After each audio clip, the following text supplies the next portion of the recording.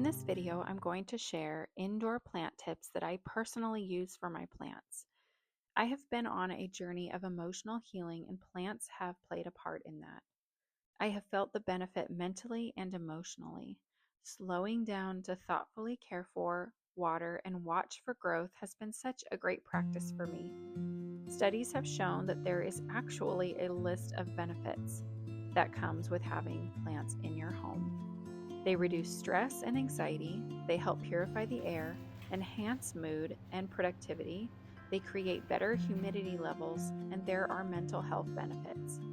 If you don't have any indoor plants, I would highly recommend incorporating them.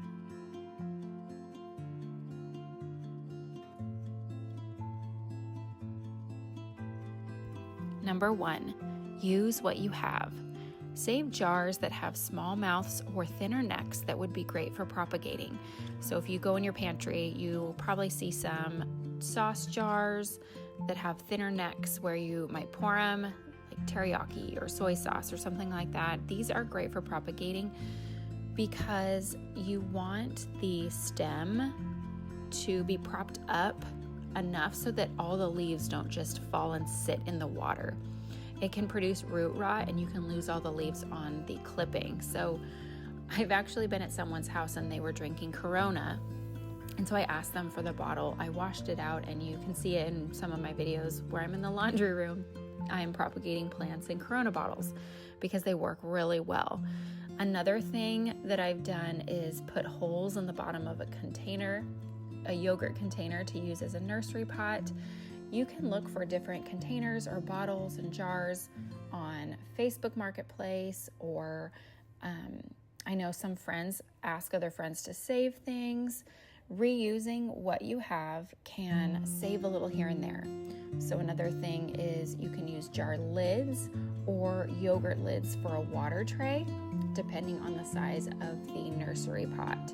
So that's just a few things. You can look for pots in general, like the outside of the nursery pot, the pot that the plant actually sits in.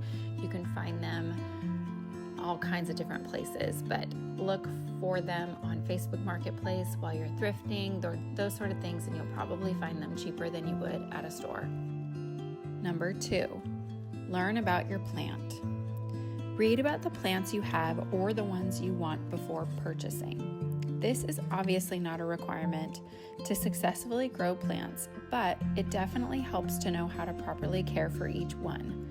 When I first began this journey, I made the mistake of assuming they're all the same. I purchased 2 plants that I chose for their look, but because I didn't read about how to care for them, I killed them and ultimately lost that amount of money. It turns out if I would have looked into them at all, I would have found out that they're one of the most difficult to keep alive, and I would not have purchased them. I've learned that reading up on each plant's care, though most of them are very similar in their needs, could potentially save you the risk of wasting money. If you are new to taking care of indoor plants, buy plants that are easy to care for when you start. Pothos are one of my very favorites and one of the easiest to start with. They're resilient and they pretty much tell you when they need water. You can start to see their leaves curl and droop a little bit. Just give them some water and they'll perk back up. Number 3, invest in good soil. This is so important. If you cut costs on soil by buying the cheapest, you might actually kill your plant, which is not saving you money in the long run. I have been mixing my own soil using 3 different kinds, and my plants are thriving. I will link the 3 that I use in the description. If you have any questions, let me know. But this combination has been working so well for every single plant I have. I would recommend it. Highly, highly recommend mixing your own. Nothing that I have bought in one bag fits all the needs and meets all of my requirements or standards. Number 4, collect rainwater. This is going to be something that you might not be able to do year round, but if where you live Whatever offers the chance to collect rainwater or snow. You can use snow, let it melt, and when it is room temperature, you can use that for your plants as well. It is life-giving to your plants. It is like a drink of vitamins and minerals. The nitrogen makes them so lush and green. I will store containers filled with rainwater, and I don't have a big container outside. I know a lot of properties. I have seen people who are super into their plants as well will have a rainwater collecting container outside. That's awesome. I even read that someone, I'm sure a lot of people, but what I was reading was talking about someone who has goldfish that eat the mosquito larvae. Brilliant. So if you cannot have a big container that's collecting rainwater, which is obviously a great option, you can do what I do. All I do is once it starts raining, I grab bowls. I grab my stainless steel bowls or any plastic bowls I can find, which we don't really have any other than the ones the kids play with outside, but I'll grab them, stick them in the rain, and when they fill up, I will use a funnel and put them in my containers and put the containers in my laundry room so that when it's time to water my plants, I will pour that into my watering can. It's kind of a process, but it's worth it. Then I will add the plant fertilizer food that I use from We the Wild and water my plants. And I see a difference in their coloring, the growth, even in the winter. So that is a free option for you. If you have rain, if you have snow and want to wait for it to be room temperature, you can use that as something to care for your plants as well. Number 5, add worms. Okay, so this is not going to be for everyone, but when my kids find worms, they know, oh, let's put them in mommy's plants. Because I have learned, even though it does not give the worms a lot of space to go anywhere, they aerate the plant and their castings are natural fertilizer. So if you want, it is something that I have seen the benefit of. I will put a few worms in my medium to large pots, let them just hang out in my plants, my indoor plant pots, and they will aerate. They add a lot of benefit to the process of the soil and what they leave behind. If you have worms in your backyard, if you have kids that love to find them, try adding them to your pot.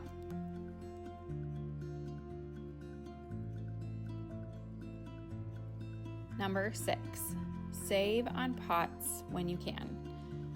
So going back to if you're on a budget, if you love to collect plants, have a jungle like I do, I try to save in every way I can without compromising on the things that are most important to me, but there is a way to find a little bit of both. Save on what you can while still getting great pots that fit the look you want, fit your style of your home, fit the size you need, and fit the quality. So there are different stores that you can look at, but in addition to the stores, depending on where you live, you can also try to find them secondhand or look wherever you shop.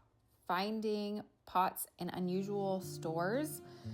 Sometimes when I'm looking at things at a grocery store, I will see a small section of pots and they'll be on deep discount or they'll be a great price. You just never know. So if you're really into finding pots, just think to look wherever you're shopping. They might have a section that you didn't know about. Find nursery plant pots for free on Marketplace. This is an option. I've seen people post that they want someone to come pick up their leftover nursery plant pots. Save the ones you have for the future. So if you are changing sizes, you can save. I save all of my black nursery pots. I've invested in clear pots for smaller plants that I really need to watch the water, but if you are wanting the black standard nursery pots, just keep reusing them and changing sizes and just store them in your garage or some kind of container, and you will probably find a use for them later and not have to buy more. You can make them out of containers like yogurt containers. I've done that in the past. Or find small ones for a great price at stores like the Dollar Tree.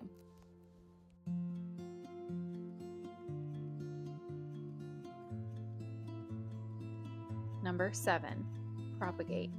If you have a plant that can be propagated, I would highly recommend doing this. It's a great way to save money. It's super simple, and I personally enjoy the process. If you haven't heard the term propagate, it is where you take either a few of the stems, one stem cutting. You'll see more of this process if you're looking it up on YouTube. You'll find that you can actually put them in water, grow roots, and develop more plants from one plant. You can multiply your pothos or philodendron and make so many plants. I've done this over and over. They're the perfect way to start doing this, and you can easily multiply plants this way. I have enjoyed doing this with my pothos and philodendron. It's so easy. You can find a tutorial on YouTube, like I mentioned, that shows you where to cut the stem, because that is important. You can make more plants from these clippings by putting them in water, waiting for them to grow roots, and then I like to group about 6 clippings together when I go to put them in dirt. I love hanging them, but you can also use them on a shelf and they'll eventually grow to drape over the shelf. I think it looks really good. I love the look of them on your piano or different levels. There are so many options, and it's such a great way to save money. Number 8, join plant groups. Obviously, this is not a requirement. You do not have to do this, but it's just something that I have found to be very helpful in asking questions, learning from people. I've even posted on a local Facebook group asking if anyone would sell a clipping of their Mandula pothos. It is my favorite plant that I have and that I've learned about, and I wanted a smaller version that I didn't have to invest much to try out and see if I could be successful in working with this plant. It's my favorite. I think it's beautiful. Well, a sweet woman that is local to me, maybe 10 minutes away, offered her clipping as well as some others that I still have, and they've grown since I've gotten them. So if this is something that you're really enjoying or you think you might, it's an option. Use your Facebook groups that are free resources to learn more and gain tips from others. Number 9, make your own plant health spray. There are different ones that you can buy online, but I personally have seen this one work really well, and I'm saving money. I already have a lot of the ingredients on hand, minus the neem oil. That was not something I had on hand, but I had the bottles, I had the dish soap, I had all the ingredients. So if you are wanting to deter bugs and keep fungus at bay, this is a great option. If you have essential oils on hand, you might have some variation of the recipe that you could make and whip up. You might need to buy neem oil. Most people do not have that. It's super simple to make your own spray. You just use the ingredients I mentioned: neem oil, a little dish soap, and essential oils. I will put the recipe and the specific items that I use to make this in the description. Number 10, invest in a good plant food and fertilizer. There are so many options for this. I personally, in my research, I am looking for something that my kids can be around, that does not bring in chemicals, that I'm not touching, that has chemicals. I stay away from so many chemicals, and that is what I hope to do in anything I'm buying. And so when I researched, I found very natural. The foundation of it is worm castings, so I was thrilled to hear how beneficial. There's so much information on the website if you're curious, but it's called We the Wild. They have different products that I would highly recommend. I use their enriched powder when I repot my plants, and then I also use their plant food fertilizer grow concentrate that I add to the watering can. You'll see on many videos that I'm adding something to the watering can. That is the We the Wild grow concentrate that I use with just about every watering. And I only use a little bit. I'm not even sure, honestly, if I'm using the right amount, but it says it on the back of the bottle if you want to be very specific. I just squirt a little bit and I fill it up and I pour the water in the plant. And my plants, I know for sure, love it, because the difference was obvious between when I was not using it, and then when I got it and started watering my plants with it.